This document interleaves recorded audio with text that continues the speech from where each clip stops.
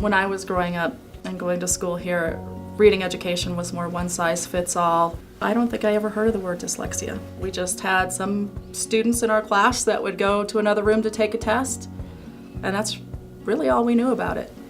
I first became interested in reading difficulties in general when I was a high school social studies teacher. Then the opening came up down here to be a reading interventionist in elementary, and so I moved down here.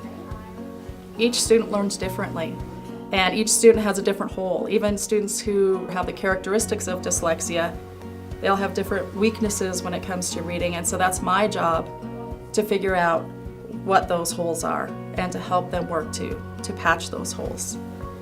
If dyslexia is not embraced as just a learning difference, neurodiversity, I think students can really struggle with their self-esteem.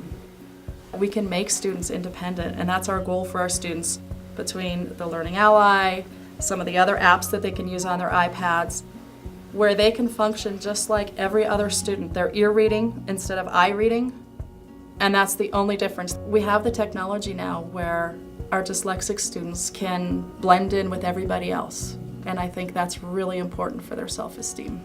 The Orton-Gillingham approach works so well, I think, because it's the multisensory. Students are seeing it, saying it, hearing it, and writing it all at the same time, and so that kind of hyper-focuses whatever skill that we are working on.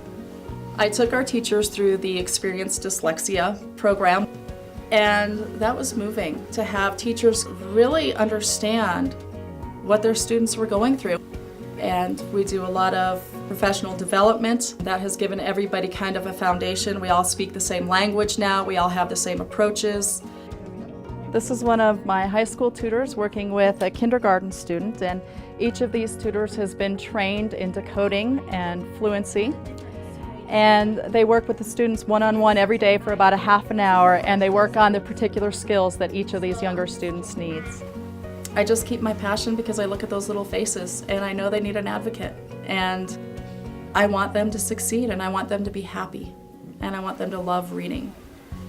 When they see their scores go up to 98, 100% accuracy on a passage, you know, the look on their face that they can do that lets me know that what we're doing is working.